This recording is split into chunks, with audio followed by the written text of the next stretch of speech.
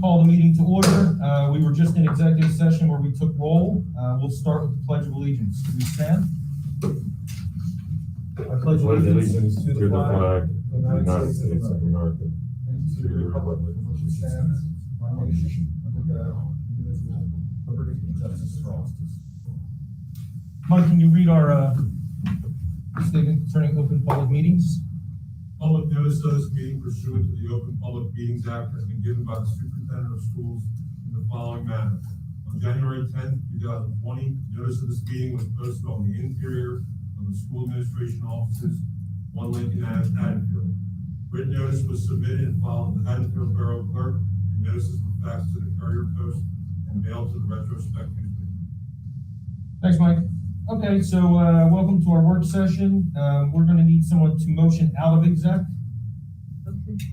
Second. Linda and David, thank you. So we're open to the public session of the meeting. We have a presentation from our leadership, Mr. Klaus, Mr. Friolo, and Dr. Murray. I'm sorry, Dr. Friolo and Dr. Murray, about the opening of school. Can you take us away? Sure.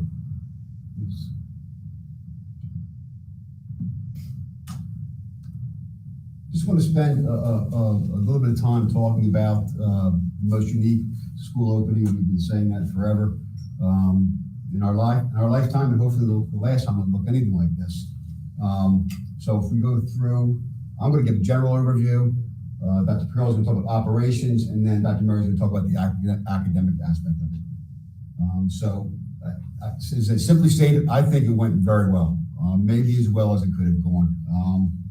There's work to be done. We need to evaluate. We need to keep moving forward and grow from where we are. But given the circumstances, given the challenges, given the nerves, I mean, it was a lot of anxiety on everyone's part, teachers, parents, kids. It came together as well as I would have hoped it could have come. Like, we were worried that the first couple of days would be a complete washout. Kids wouldn't be able to get on and all of those type of things. And that wasn't the case right from the get-go. I think we got a real strong show. As the teachers rose to the occasion, as they always do.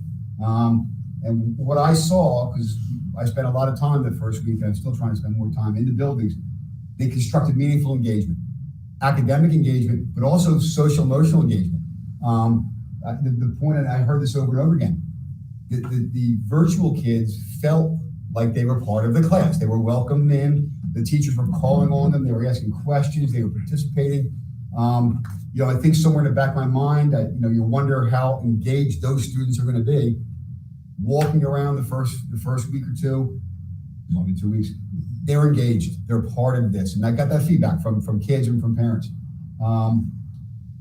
So that was a good thing. The other thing I thought was amazing, compliance with the rules. I, once again, in my mind, pictured our little guys. We challenged them, not at all. The first curators, kindergartens, they're there with their masks on, they're following the rules. The best part about that, not is that's healthy and what we want. As we look to our ultimate goal, which is to go to phase 2, which would be the full day with lunch, and then phase 3 back, that tells me we're closer to that maybe than we would have been, right? If we watched this first week and we were like, oh no, the masks aren't being worn, this isn't happening, that's not happening, that's a hurdle we'd have to overcome to get to phase 2, whenever that's going to come. I feel better about that now, knowing that we can make this work because we know that those safety measures we put in place are being followed. So I thought that was a great thing. I have to take some time before I turn this over. Acknowledge the work, the administrative team. We acknowledged the work they did this summer to put this plan together, but the plan was all theory, right? This is what we're going to do. This is a theory of what it's going to look like. Then we gave it to the teachers, and they took that plan and made it work. They applied it, which was, like I said, rosy occasion, which was great. Then they had the support staff, or secretaries, or office workers were all part of that. And if you're on social media, you saw we put out our unsung heroes behind this, because the nuts and the bolts of this happening were the tech team led by John Miller, buildings and grounds and custodian led by Tim McFerrin. Tomorrow's unsung hero you're going to see is Polly Mitchell, our communications person. It's always important to communicate between the school district and the community, but never as important as it has been the last 8 weeks, 10 weeks, 12 weeks. And she's done a great job. And it's concise, it's clear, and it's professional. I mean, if you look at our roadback, our actual document, it's beautiful. I mean, it's actually, the content, I hope, is beautiful. But the actual physical appearance also is beautiful. It was so well done. And so the challenge is, I don't think she controls our social media. I don't think she wants to put out a post about herself, but I told her she has no choice. So tomorrow, you should see some on Polly's Unsung Hero. And finally, the parents and the students. I mean, talk about people who did a heavy lift this time. I mean, the kids, everyone was, as I said, was nervous. Everyone had their fears. Everyone was wondering what it was going to look like. And it wouldn't work without that. And the kids, by the way, if you walk through the classrooms, everyone you ask, they're all happy to be back. I haven't met a kid yet who said, I don't want to go to school today. That's because they're talking to you. That's because they're talking to the happy. There is that. And I've received a lot of positive feedback. I mean, there's still some things that we have to work through. I said earlier, so I've gotten some questions and some people saying, I wish we could do this better and we could do that better. And we're going to look at doing those things better. But 95% of what I've received has been positive. And even not just emails, I have phone calls, but as I walk through town, people stop me and say, hey, great job. We're really happy with the work you and your team did. So like I said, we went very well. We're going to evaluate and keep looking forward, move forward. But I thought it was a strong opening. And now I'm going to turn it over to Gino, who's going to talk a little bit about the nuts and bolts behind all management operations. Thank you, Chuck.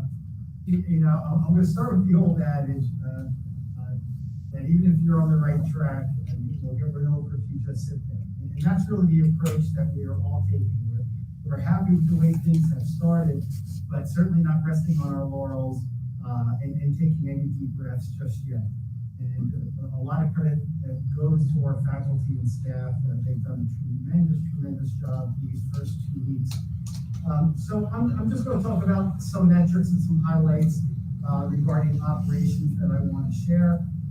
Student attendance has been at 99% over these past 2 weeks. Teacher attendance has been at 99%, actually a little above 99%.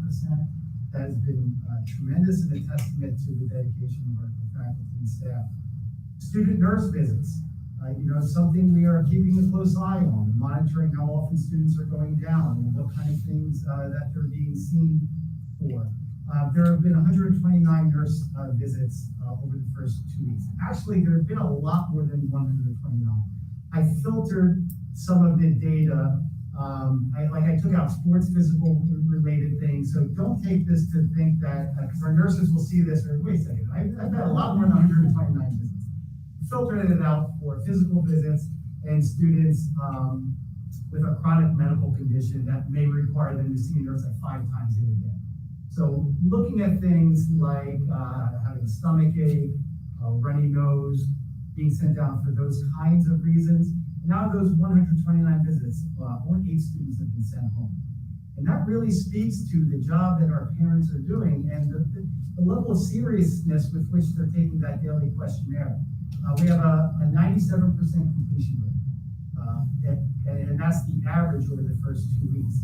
Every day starts with a report being run by the office staff and cross-referencing to make sure that everyone who's in the building has had that questionnaire completed.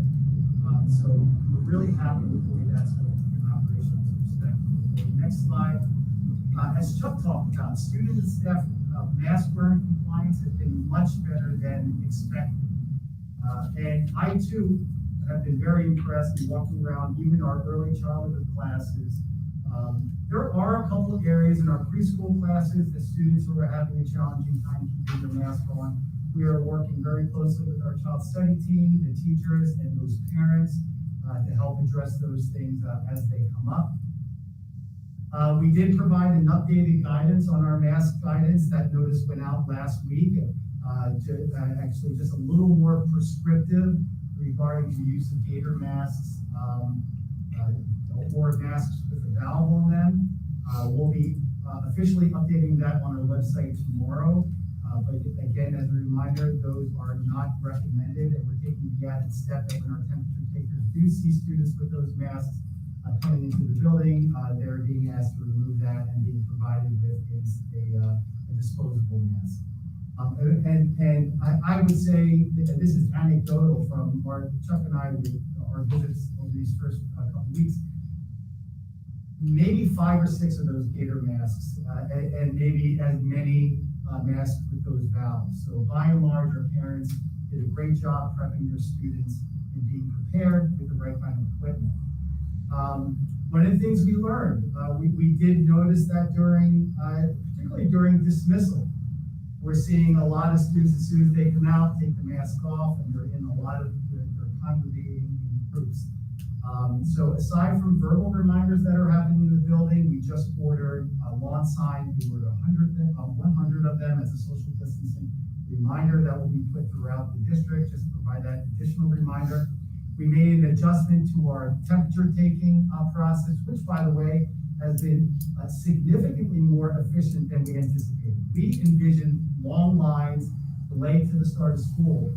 And unless your experiences have been different than what we're seeing, what's being reported, they have been very efficient. And that's because the principals have been on it. The staff members who are doing the temperature taking have done an excellent job. We did have to make a slight adjustment just in the last 24 hours, because we noticed that we were getting some low readings from our scanners. And they're not cheap scanners. We really did buy quality devices.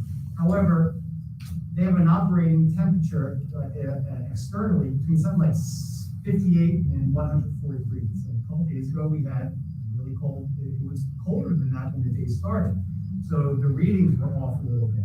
So we've adjusted now that the temperature takers will be immediately inside the building, and the students will walk in a step or two and then have their temperature taken. So the device itself always remains in the building and doesn't, we don't have to worry about that lower test, especially as we go into the winter time. Our MERV 13 filters that were anticipated to come at the end of September, we just received a notice about 3 days ago that they're further delayed until the end of October.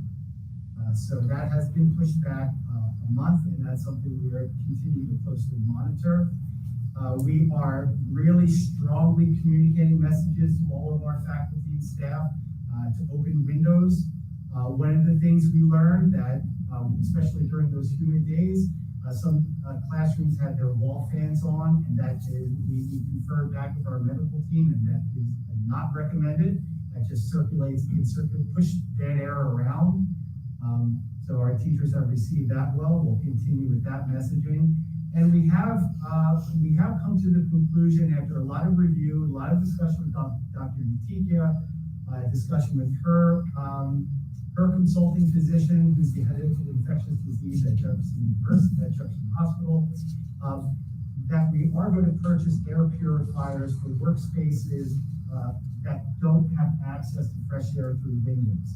There are limited spaces, but there are spaces that we can't avoid using. If any of you are familiar with the science lab, a couple of the science labs at the middle school, no windows.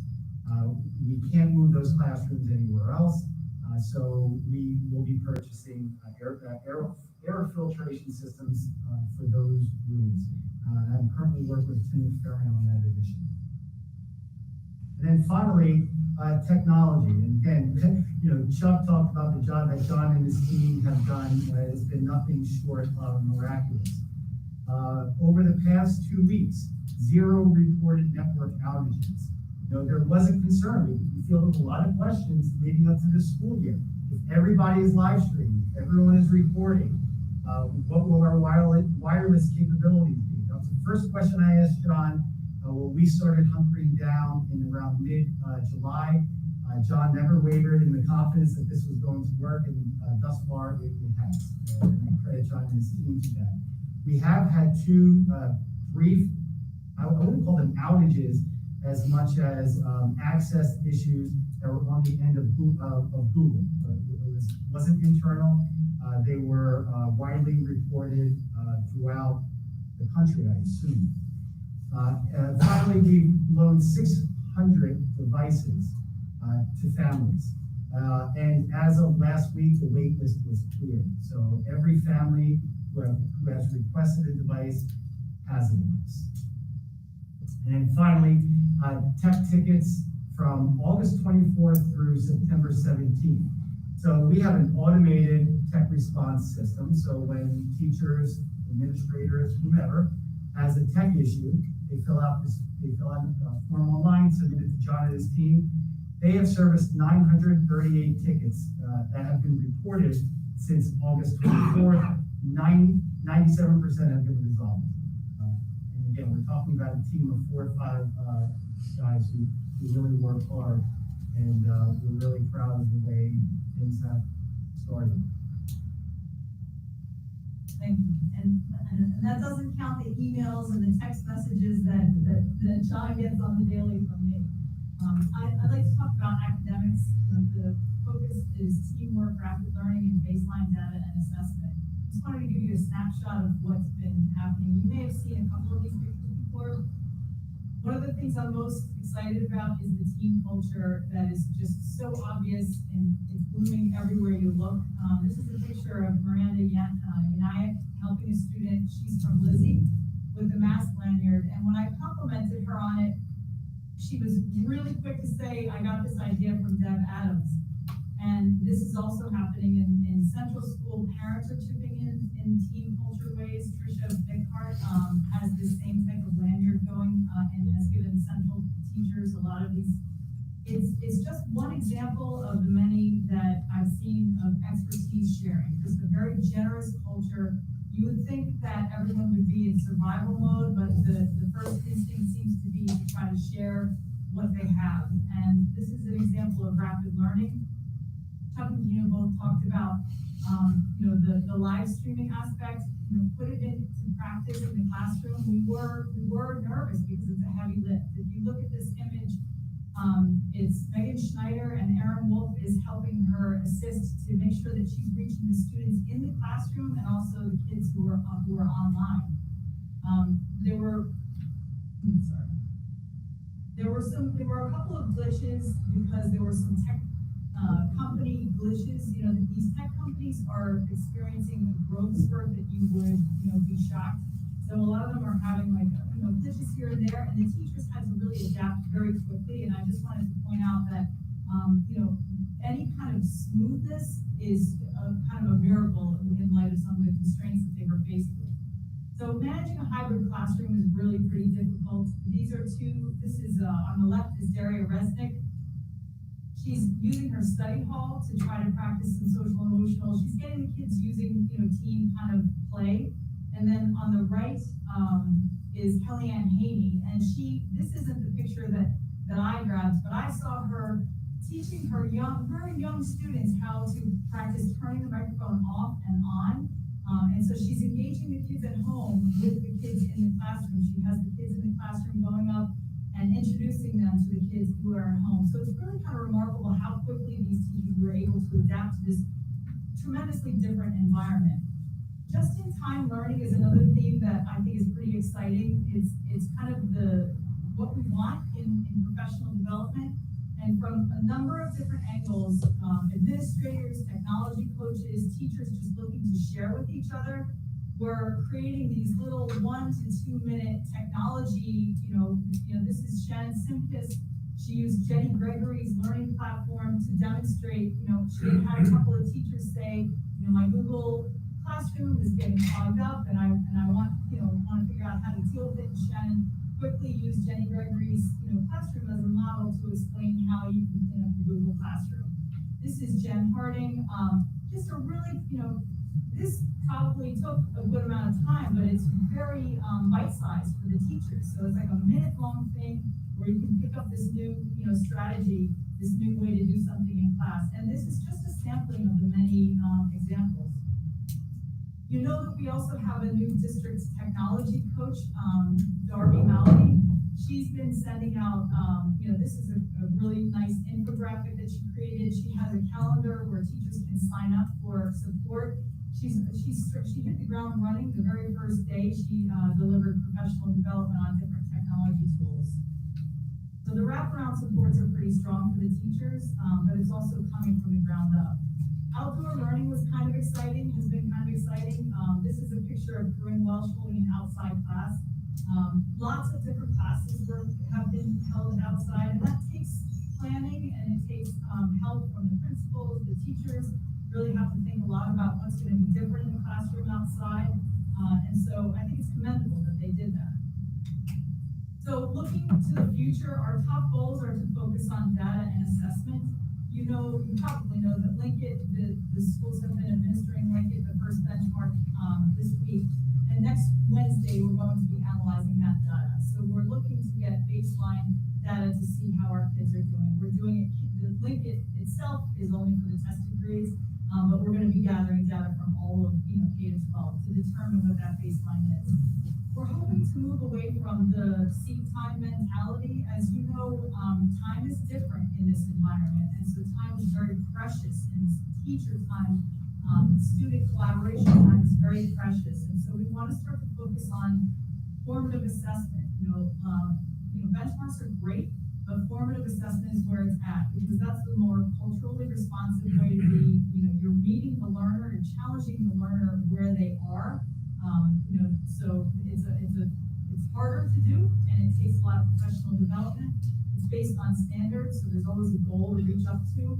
And we're, looking at it from a lot of different angles. So for instance, Dan Licata and myself are meeting up with some other Camden County administrators in the next week to just talk about what does assessment look like in this environment for math and science high school students. So it's it has to be a multi-pronged approach from every different level. And then soon enough, we'll be starting with the Rutgers problem-based learning, project-based learning STEM work. And our next meeting will be, actually that's Chuck. I'll talk about that during my update. I'll stop sharing my screen. All right, Thank you. Dr. Murray? Questions? Go ahead, Heather? I just wanted to say, just in general, on my 10 years on the board, I have never been more proud of this district than the way I felt opening day. I literally was teary-eyed with joy when I picked up my daughter and I said to her in the car, "How was it?" And she said, "Best day ever. Definitely an A+ day. Definitely an A+." She was grading it. And I was shocked at how happy she was to be back in school. I didn't expect it. And I asked her about her day, and the teachers were happy to see her. She was excited to see teachers from last year. She was excited to catch up with her friends. It was also eye-opening for me as a board member. I think a lot of times when we talk about social and emotional learning, in my mind, I mistakenly bias my thoughts towards those kids with anxiety. And my daughter doesn't have anxiety. So I didn't realize the social emotional impact this would have just for her to be social again. So it's just honestly a very big thank you and kudos for all the work that the administration put in, all the work that the tech team put in, buildings and grounds, the receptionists, the administrators, and certainly the teachers. I was blown away and just fantastic, fantastic. Thank you. Thank you. Yep. Hey, and I would, I echo that. And the fact that I'm so happy to have my child back in school, want to see this continue, right? So one thing in my mind, I'm thinking about flu season, which is coming up. And personally, I'm going to be taking my whole family to go get flu shots, but I'm wondering whether we're going to communicate any information out, whether it's just to have people Our nurses do that on a regular basis. I'm also hoping that since we're all wearing masks and washing our hands more often, it'll be a lower flu season impacted by the nature of our behavior now too. But you're right, that's the key now. This is, I think we've echoed this or tried to echo this. If we want to be open in November and April and May, we've got to be cautious and prudent and patient now. And I think that that's really something we have, a mantra we have to have. I know we all want to get back. I want to get back. It's so much better having kids in a building. These buildings were not built to exist without children in them, right? I've always said that. But in order to get all the kids back, we need to breathe a little bit now and be patient. And I think that's the flu piece is a huge thing, because that's what could possibly give us road bumps we're not hoping for. So I want to echo your sentiments exactly. I was just so lighthearted to watch my kids, to watch their friends. I mean, these kids are happy, and it's wonderful to have them back. None of us would have wanted to be in this place, but I can't thank everybody enough for what they've done. I mean, it is astounding. But I think when we're over and we're on the other side and we're looking back, I actually think what we're going through right now, we're going to be light years ahead. I think things are going to be different. All of the lessons learned, I think education is going to be different. So we wouldn't have set this path for ourselves, but I actually think that this is putting us in a place to take a giant step forward. We're gonna take advantage of that. Yeah. You just can't, you have to consciously think about how we're gonna apply Yeah. the lessons, right? And Zach, like, it's not just I'm thrilled that my daughter was happy, but it was managed and executed and communicated so well. And then I also compare it to, I have 4 sisters in 4 different school districts, and I know what their kids are doing. And I have friends in neighboring school districts, and I have to be honest, if I sit there and I try to critically, we're blowing them away, and I'm just honestly proud. It's not just that my daughter is happy, which is wonderful, but I feel objectively looking at it, you guys just did an amazing job. Thank you. And I also, one thing that really I think has been helpful for the students especially, is the administration, the staff, the teachers' morale. I feel like it has, just from what I hear from going on in the classroom and what my kids say when they come home and what I hear from other parents is generally it is a we're in this together mentality. And I think it's an amazing life lesson.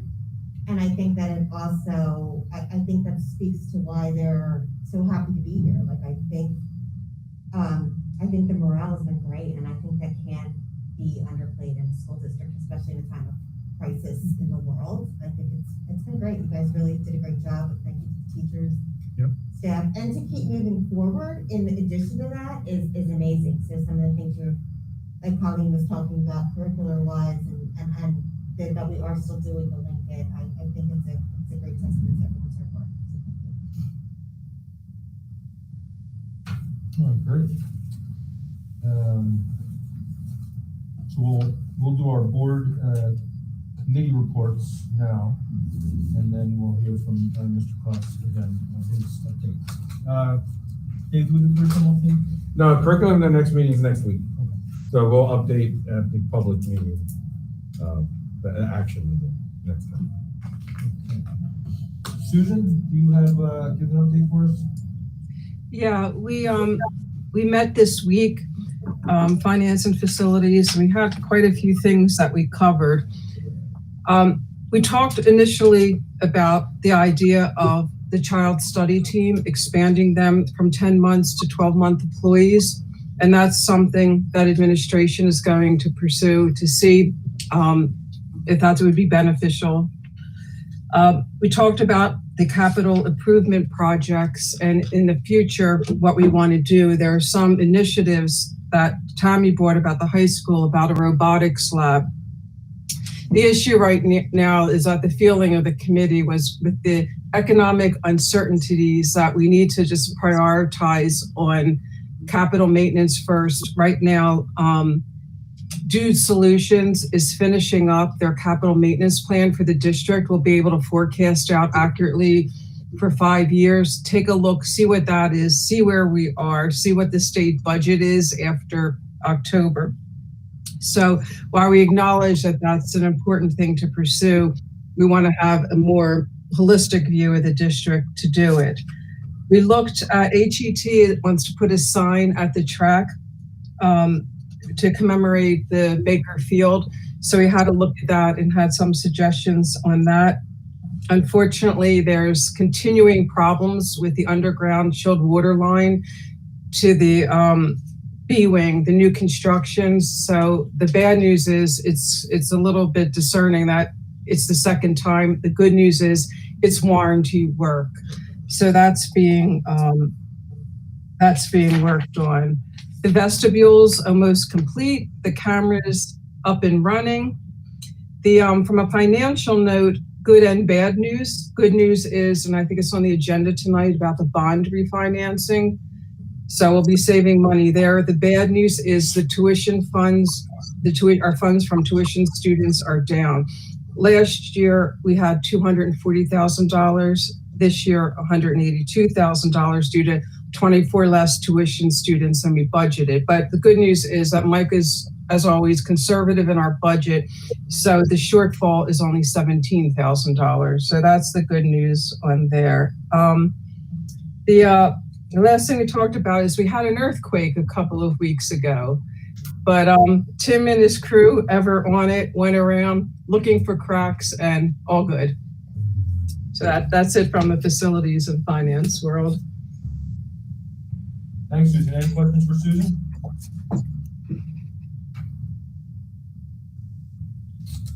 All right. Lynn, do you have a policy update? I do. So we met on September 10th with the policy committee, and we started our policy review cycle. So now each month we're going to look at on average 11 existing policies and just make sure they're. So this past week we looked at 11 policies. 8 of them, aside from some minor grammatical changes, we decided that there were no updates needed. We did pull 3. One of them was policy 2110, which is the philosophy of education and the mission statement. And it's just an outdated policy. We need to update it with the new mission statement and look at the belief statements, make sure that everything is where we want to be. Also, policy 2132, which is the school district goals and objectives. Again, it's just outdated and needs to be updated with the current strategic goals. So hopefully both of those will discuss next month and have over meeting for first reading. Finally, we pulled policy and regulation 2330 with regards to homework. And we're going to form a project team for this one, kind of like we did for the grading system. It will include administrators and teachers, principals, students, and community members, just to take a look at our existing homework policies across the district and where we could do better or where we need to. So that will probably be a multi-month process, but hopefully we'll get that soon. And then just, we talked about the 2 policies that are on tonight's agenda. The policy and regulation 5420, reporting speed progress, we just updated to reflect, accurately reflect the number of reports that was issued. And then bylaw 0115.1, regarding board member participation at meetings remotely. So we made a few changes since we last discussed this. Really, the bylaw just underscores the importance of in-person attendance at a board meeting, but recognizes that there are situations, other commitments, medical issues that will prevent people from being here but might want to participate remotely. We did add language allowing the board president to grant permission under extenuating circumstances, and also language to clarify that the intent of the policy is not to restrict participation during a state or federal crisis.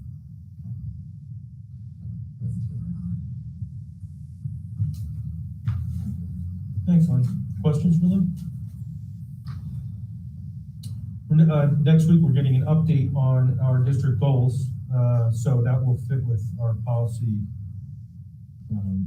update, updating our policies to reflect those goals. Good. Okay, Tom, you want to give us a negotiations update? Sure. So I'm happy to report we're in active discussions with the HEA. We are close to an agreement, and I think both sides are feeling pretty good about it. I expect some updates in the coming weeks at our meetings, and I just wanted to take the opportunity to thank the HEA for sticking with us through the process, particularly Rachel and Sean, and thank my fellow members of the committee and the administration for our work on this. Still some work to go, but it's definitely headed in the right direction. Great. Any questions for Tom? All right, Gino, do you have anything for us? It's just it's a placeholder in the agenda. You don't have to have anything. No, I provided all my information, Update. You're so used to being ultra prepared. You look at me like, what are you talking about? I stepped off for 1 minute. That was deer in headlight territory. That was awesome. It's always in the agenda. You'll always be asked. So thanks. Anyway. Superintendent's report? Sure, a few quick things. We alluded to a few times earlier tonight about our strategic plan goals. So we have our 3 goals. And we'll be presenting next week this year's goals tied for the strategic plan. So Gino, Colleen, and Carmen Henderson is taking over my role as cultural competency, overseeing that goal. So we'll present those next week, the updated goals specifically for the upcoming year. And we're going to use that for next month when we missed talking about our goals this summer because we were busy with that other thing going on.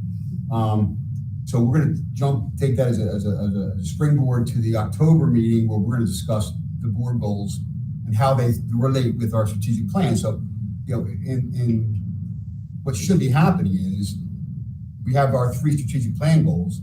Our board goals should align with those. Now they'll be different than the strategic plan goals and different than building goals because the role of the Board of Education is different than a building principal or Gino or myself. But if we really want to focus on the SEL, on the cultural competency, and on the innovative, creative thinking and instruction, it really needs to be A to Z, right? We shouldn't have people having different goals. So I use an example. If we have building goals for the high school, the principal and the AD can have a goal about cultural competency. Their roles are so different. Their goals are going to be customized to that. So as a board, when we look at our 3 strategic plan goals, we're going to be customizing how they look and how you function within those. So that's a discussion we'll be having in October once we get our new goals for the year. An example would be, I think those of us who were with us last year, took that implicit bias survey that we didn't get the answers to because COVID came out. We missed that. We're going to pull Dr. Zion back in. We're going to work with that information, and then we will, start figuring out based on our board goals what we do with that information now. So that's the plan for our goals upcoming. Next week, we'll get the 3 district goals, and then we'll have our board goals developed based upon that. I have some good news. We have some good news from Tom earlier. The good news here. You may have heard that Sandy Horowitz, who's our security testing specialist, she applied for the COPS Office School Violence Prevention Grant, and she was successful.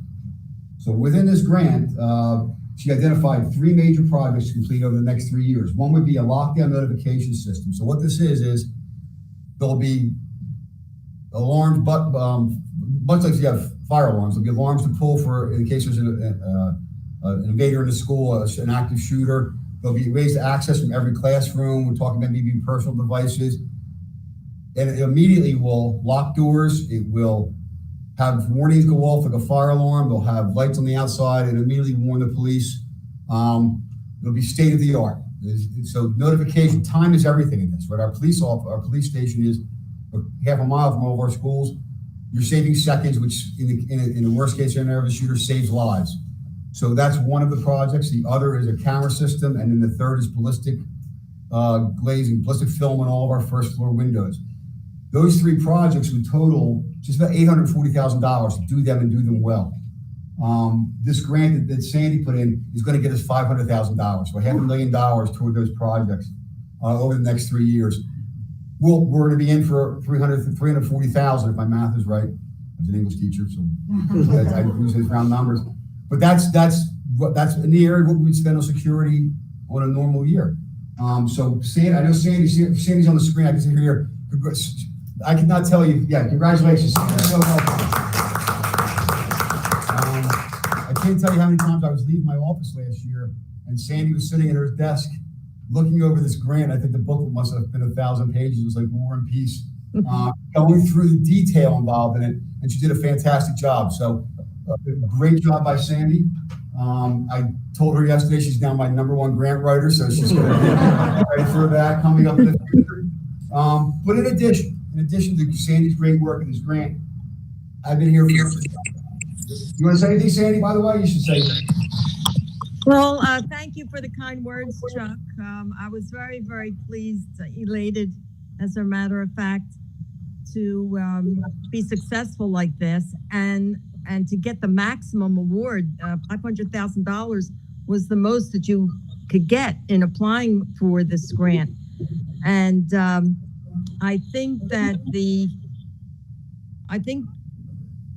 reason why it was successful was because I feel very passionately about this, and I wrote very passionately. I told them our story, the Haddonfield story, and where we are and where we need to be, and they agreed. So they decided to fund to 100%. So I was just elated. I was just thrilled. It's very important that we proceed with these projects, get them in place as soon as possible, and get the state of the art, like Chuck said, so that the kids and teachers and everybody who was in the schools can be safe. Thank you. Sandy? Great job, Sandy. And to that point, I think that Sandy, she talked about the history of it. I've been here for close to three decades now, and I think more's been done for security with this group, with this current board, than in the last 3 years. By the time this is done, we will be really, let's say, state of the art and very secure. In the last 5, so the last 2 years, the next 3, it has been done previously. So that's a credit to Sandy for the great grant writing, but also a credit to the board who's taken this seriously with the vestibules and all of those other investments. And it's great for the kids, it's great for the staff, it's good for families to know their kids will be safe at school. So well done with that, guys. Yes. Can you repeat? I just missed it. I know you said it. What were the 3 areas? What was the lockdown notification system? Cameras. Cameras, that's what And then the ballistic glazing. It won't be ballistic film. It won't be ballistic glass, but film on top of that. And then in addition to the good news, Susan alluded to it earlier. Mike, you want to share with us your good news you got? We just went out and had a price tag for our bonds that we just refunded. No, just be louder. So to give a little recap of how we got to where we are today, back in March, the board passed a resolution to go out and sell the bonds, our 2012 refunding bonds. This is actually the second time we're refunding these bonds. They were actually initially issued back in 2005 for $8.9 million. They were refunded in 2012 for $8 million. So I'd say we will be since March for the market to be in a comfortable spot, based on all the professionals' judgments on when to go out and refund bonds. So that day was and there's an important piece to all this, that we have to achieve a 3% savings when we got the bond by law. If that doesn't happen, then the refunding can't happen. So I'm happy to announce we achieved that. We achieved a 3.42% savings, and that translates to these bonds mature in 2025. That's about $35,000 a year, $178,000 over the next 5 years. And just so you know, that's straight taxpayer money that is saved. That's not our operating budget. This is money saved and just outstanding debt. It's great. Great. Good job, Mike. Congratulations, Mike. Said simply, we're refinancing our mortgage. That's awesome. And not adding any time. Can I make a motion to close the meeting? That's all I have tonight. Thank you, guys. Chuck, I had a question. It probably should have been with the opening comments, but I'll be honest. The water cooler talk in August was how this is not going to go well, and it's going very well. What can go right? What triggers the next phases? There's a lot of factors. So if we're talking about moving to our phase 2, cold and flu season is a factor, right? We need to play that out a little bit and see how that goes. The Cali numbers, the COVID active level index, we went from, green, which is low, Camden County, to moderate last week. I'm waiting to see more numbers next week, for tomorrow, we'll get more numbers for this week. So we want to be sure that the county numbers are down, that the boroughs numbers are down too. As you all learned, as we learned yesterday on Facebook, that there were 3 identified positive cases of girls in their 10s, which is 10 years old to 19. None of them, I panicked a little bit. I dropped everything. I almost passed out, and I got in touch with the Department of Health. None of them are Haddonfield students. But those are indicators too. And then we've done things. This is another factor that I was looking at as I was walking through schools today. We have put in place things, taken actions now. I used to have such good words. Taking actions now to make it work that will be troublesome to overcome. For instance, our APRs are now storage because we took desks out of classrooms. That way you couldn't overcrowd classrooms. We have no storage. Our APRs have desks in them. So as we go full, our next step is to go 2 cohorts full day. We've got to clear those APRs out. Right? We've got to make lunch, as you could well imagine, when masks have to come off, the optional 5.5 foot, 4 foot social is not an option. You've got to have the 6 feet. So lunch is really a challenge. And so there's gonna be a lot of creative thinking about how we can make that happen. And that's gonna be when we tap on Mike and say, we can make lunches happen if we do this. But we're gonna need X number of personnel because we have to have people covering lunches. We're gonna have to find more storage. I think we have more containers coming in, right? They're already here with containers. So we're putting those plans in place. The numbers are a big part of it and the success in how we operate right now. Okay. Very nice. Thanks, John. Sorry, I didn't mean to go back to that. Any other questions about the financing or the grant? Anything was presented by Jim? Okay, my board, you're gonna laugh. I don't know if I'm gonna read it. Heather, my board update said, in the 5 years that I've been working with the district, and even going back to when I was a regular old parent, I've never been more grateful and proud of your work, of the administration's work. So that was my board update. I think you guys all said it well, and I fear that our administrators are going to get big heads and get lazy. I'm just kidding. I think they've done a great job. No, we don't need to embellish, but I wanted to add my 2 cents. We're going to open it up to public comment now. We're going to open up to public comment, and then we're going to review next week's agenda, see if there are any questions or discussion that we want to have in depth prior to next week's voting. John, I'm going to ask Chris at home and John here to switch us over to the YouTube screen, which gives the public the opportunity to call in. I'm logged into the meeting. Just as a reminder, you dial into the meeting with the instructions that are about to pop up on your screen. Once you're in the meeting, if you would not mind pressing *6 to mute your phone, and then I'll call on your, I'll say your phone number, and then I ask you to unmute your phone so you can present your comment. We have a live viewing tonight, so I'm not sure if we're going to have a lot of volume of calls, but if anybody is watching who would like to make a comment, now is the time. We'll give it a couple of seconds for people to dial in while the screen is up. And this is an open comment on either agenda items or whatever you want, right? Yep. Right. We don't have 2 public comments like we normally do in in-person session. So you can have comments on the agenda or just for the good of the district. Give it 20 more seconds. Anyone have a story to tell?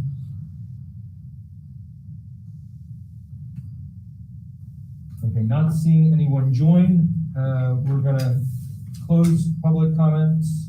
If someone's in the queue and jumps in, we will take them, but let's move to reviewing our agenda. So next week, I mentioned we're gonna have a presentation on the district goals from which we will revisit our board goals. We're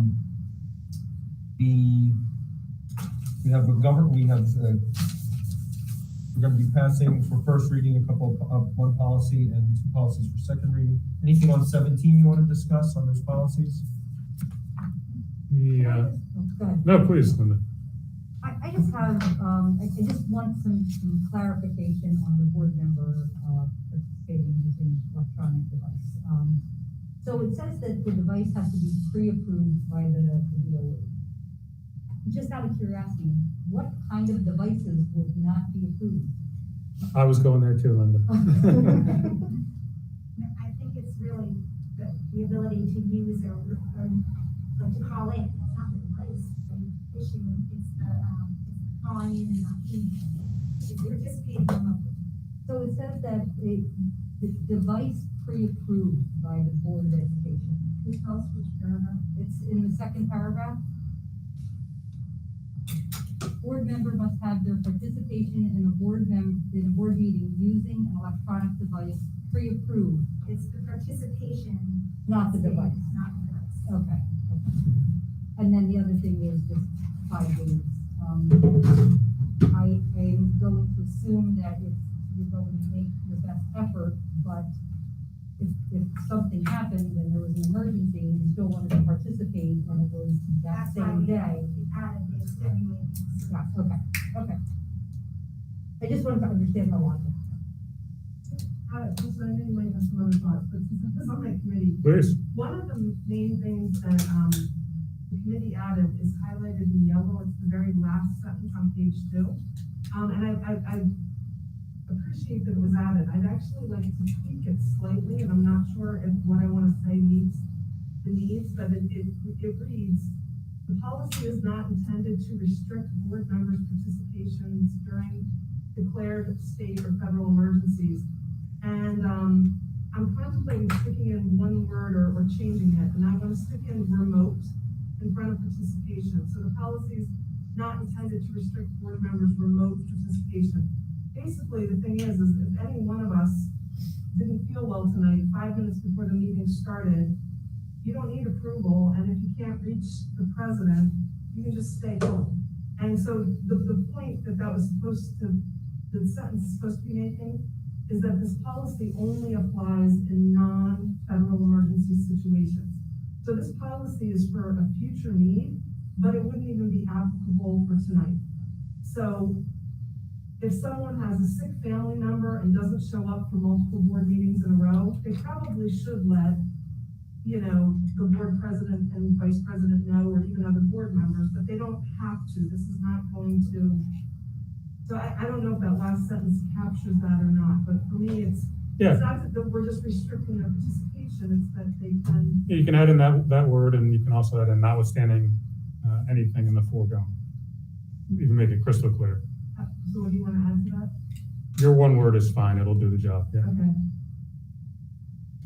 The only other thing I was gonna say is it's still like, feels a little formal, that under normal circumstances, so if you're not in an extenuating circumstance, like the majority of the board is so I'm gonna say Adam, which is funny, because I thought almost I wouldn't be here tonight. So I'm gonna text Adam, and then he's gonna arrange a vote by you guys? Unless we call it extenuating? We're not allowed to all communicate. Right, that's at what, once. right, so how are I you don't gonna know do that? how that, the way I. Can we just give understand it, you, like, You can, for the first meeting, is there language in here about multiple meetings? I don't remember, we talked about this thing for at least That's an why it was hour. weird. because the way I would see it is, I would reach out to you, Yeah, and you would say, totally get it. yeah, And if I'm the guy that, like, every other board meeting is like, hey, Adam, I can't make this one, like, everybody's gonna have a problem with it, right, and something's gonna come of it, so I'm not gonna be able to keep doing it. So I think the whole majority vote, I don't understand. I think that's only for, the way I understand it, and I don't want to be self-denigrating. I don't know, half the time how a policy and then you have a regulation. The thinking behind it, and as it was introduced, is there's value in our physical presence. And if you have a board member who decides they just don't want to physically be here, we have some sort of mechanism that we as a board can say, if you want to be a board member, you have to physically be here. Unless you have something like an ailment or a situation where you really regularly can't be here. And if you regularly can't be here, we as a board, not the president, gets to decide whether that's something we're going to accept. It's not unlike the regular attendance policy, where if you miss 3 board meetings, you are opening yourself to dismissal by the board because you're not fulfilling your duty. It's formal because, it's serious. If you don't come to board meetings, you're not doing the work and you have to be removed. If the board decides that, if someone gets elected or appointed and they're just not, the board just, you have board members and sometimes it happens in the state that there are times when people are not committed. And if we feel like the presence is the digital presence and the person's checking out, there's sort of a way to say, this doesn't count as being here just because you logged in on your iPhone while you're sitting on the beach, right? I mean, it's to protect the board from falling into disarray, not to taskmaster current committed board members. And I was viewing the protection as you're either thumbs up or thumbs down on that person's ability to do it. You can't just decide to do it without, at the very least, getting the board president approval. And if we don't if you're approving too many, then we'll be like, oh, you know what, Adam shouldn't be president anymore because he's just letting anybody do whatever they want. Right. So there's a control. One of the things you want to give is you want to give the board, and so if board members aren't showing up, you don't show up for 3 straight meetings. The board doesn't have, the president can. Right, the board it's empowering the board. But any board member can bring it. Right. Make a motion. You can make a motion to censor, or you can make a motion to remove. I think the reason for adding the president's language is the one-off. But if you see a pattern, you want the language to be strong enough that anybody on the board can say, I'm not down with this. This doesn't feel like a commitment to the. So is there a better way to? I didn't see it that way in the reading.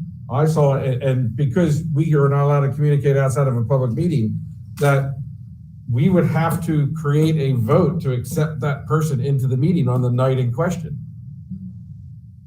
Even if we have prior approval, but not a voting meeting, that would be one of the very first things after the Pledge of Allegiance. But I'm sorry, before roll, somebody would have to make a motion to accept that person into full participation in the meeting, seconded, and a voice vote or whatever have you. But that would happen every time. It should be a high bar to do exactly what Adam was just describing, which is don't make it so very frequent. Because there is an alternative. Absence.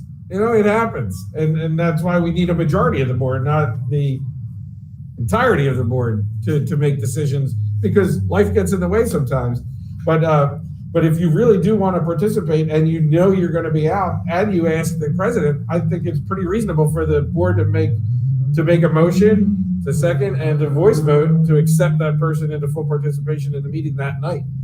And to do it every time, because it really should be an overt action, because for that, it's been happening an awful lot here, kind of thing. Yeah. Like if it's just, that's just, right. So-and-so, and that's how they participate. Well, I wouldn't want to get comfortable with somebody doing that. I think we all feel that way, just the logistics. It sounds like that's maybe the best way to do it. It sounds like we got a solution. I guess I don't see anything wrong with being able to do that at the outset.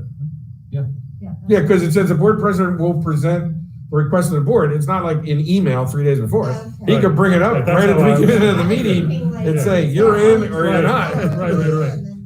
So it says you have to make the motion for the board to accept that person into full participation.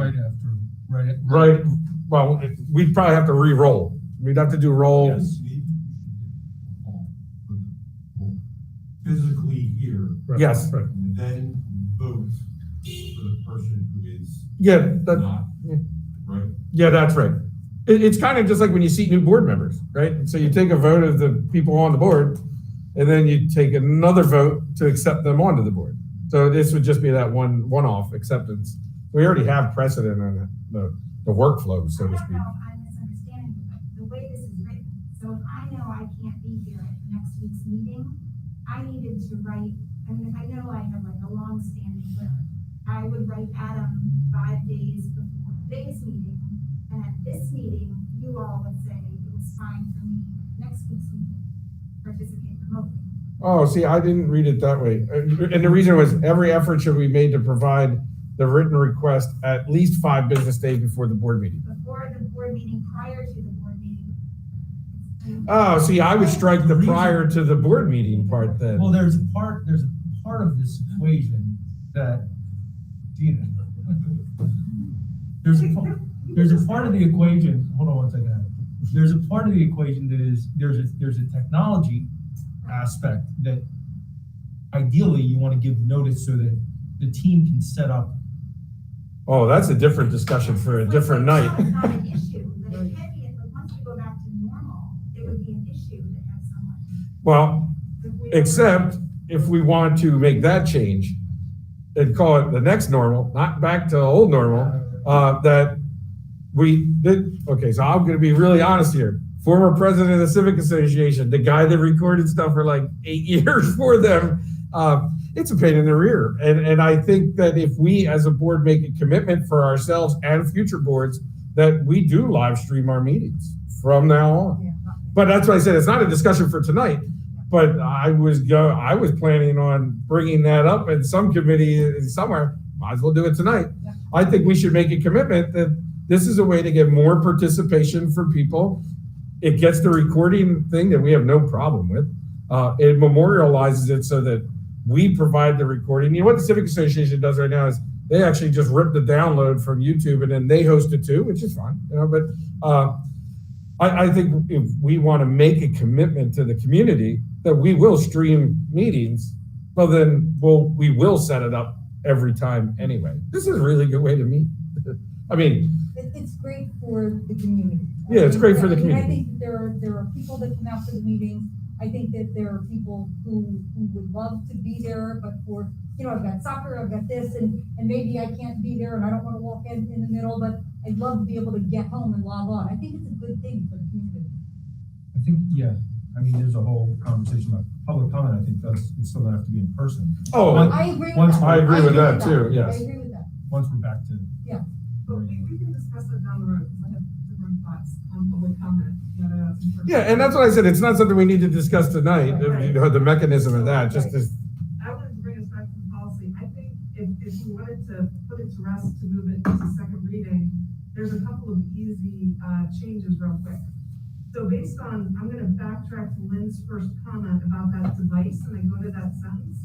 If you just say, the board member must have their participation in a board meeting, comma, put the comma there, using an electronic device, comma, pre-approved, the commas make the sentence read like the pre-approval is going back to participation and not the device. Or we could just say their remote participation. Yeah, but what. And drop device Linda brought up was altogether. that, are we approving the device or are we approving the participation? No, I understand that, so it doesn't, the sentence doesn't read that quick, but if we could just scrap the electronic device and just say their remote participation. Perfect. Yeah. I agree with you on that. I agree with you on that. And then, I'll let Gina do that, but then if we move down to, I guess it's the second to the last sentence. I'll wait for Gina to be ready. I love that you can change this real time. It's great. We can all see it and move forward.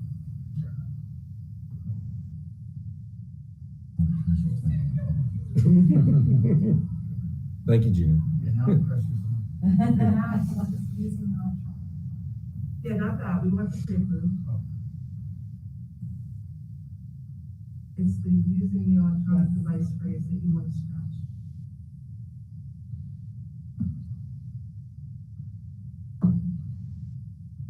Yeah, that's not good. And if you go down to the second to the last sentence, same first paragraph, where it says the board president will present the request to the board. You could say something like, the board president will present the request to the board after the start of the meeting, but prior to admitting the member, period. Then you could go with, all requests must be approved by a majority. But you're then also asking rightly that it's not 5 business days to the meeting prior to the board meeting. That prior one just goes out the window. You can ask, we're asking you to ask 5 business days before the meeting you want to remotely attend, Right. not 5 business days before the meeting where you get a permission to remotely, like that's kludgy. Yeah. My thing is, and I know we're gonna have a discussion down the road or next meeting, whether we can participate remotely, but in general, it seems like, we'll have to hear, it seems like we're gonna be live streaming going forward in the future, so, you know, whether it's 5 days in advance, or 2 days in advance, or 2 hours in advance, it just needs to be presented to the board that night, and that's the only thing I'm trying to capture in this sentence right now. Well, I think the extenuating circumstances captures that, and it keeps people from like being like, ah, I don't feel like going. Oh, it does. You know, so I don't know if we need, I think the 5 days might keep people from. You wanna delete that for me? No, I think it might, I think what Adam said about how it kind of protects you from people abusing the privilege. Yeah, I don't mind that. Oh, don't I mind thought that was What what I'm you were saying talking about. is that it was reading funny, it was reading that we have to approve it 5 days in advance. We had a whole conversation about, David brought up that, no, we're gonna vote in the meeting itself, right? So I'm okay to leave the 5 days in advance. I just thought that editing, the board president will present the request to the board, you know, after the meeting is opened, or after roll call, following the roll call of the physically present board members, period. Then all requests must be approved by the full majority of the board.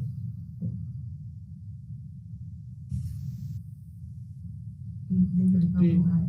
The only part that doesn't, Why don't we, I don't know, I know, I mean, we've some, like, send it back to committee, rewrite the whole damn thing, it's.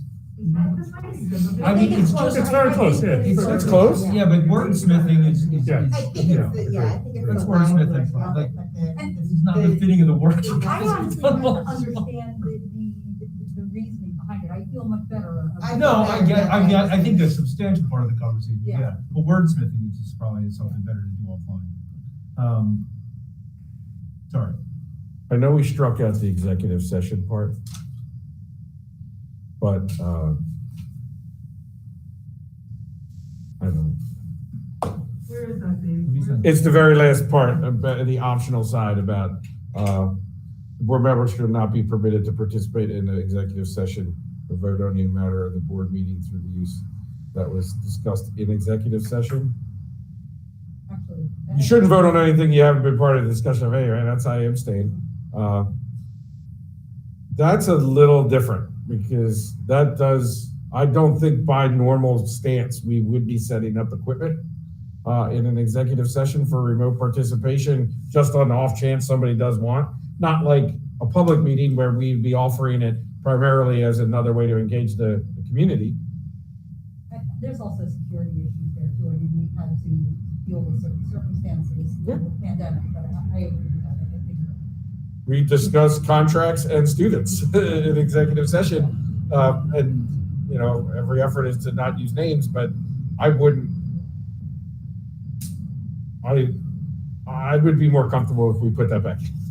Yeah, I actually agree with that. You want it.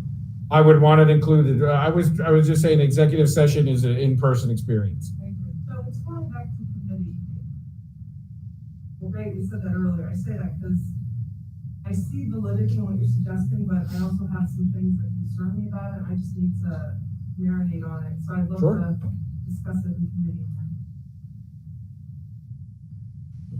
Back to Lynn. Third time's the charm. Any other discussion around policy? Okay, 18, curriculum special ed, we have 7 items to approve. Any questions on those 7 items? Comments, clarifications? Do we expect any more additions in the 18 block by next week when we have our regular meeting? In terms of, For curriculum and special education, besides this item we discussed in executive, believe which is so. on the I agenda. don't believe so. We don't have any, we're not foreseeing any additions to this area? One of the things that you're gonna see in my update tomorrow is we're changing our leadership team meeting. We now meet Tuesday before work session to review the board agenda. So you'll see it once, make corrections, and you see it again. We're moving our leadership team meeting to the Friday before the work session, so we'll go through it before you see it the Wow. first time.